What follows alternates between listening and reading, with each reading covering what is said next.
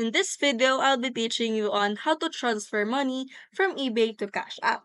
So first, you need to access your application, and as you can see, under your funds and payment options, you just have to click on add payment option. Once you click on that, under add payment options, you will see the bank account. Once you click on that one, under use it for, just click on the payouts and selling cost.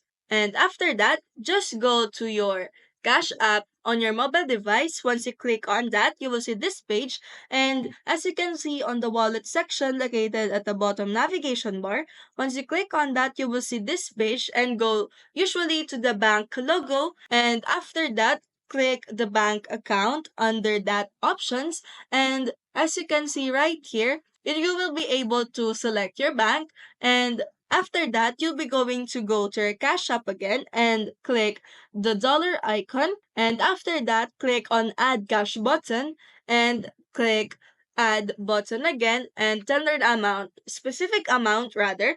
And after that, select the Add button. And then you now added specific amount to your Cash App. So if you find this video helpful, don't forget to smash that like button and subscribe so you never miss a new video.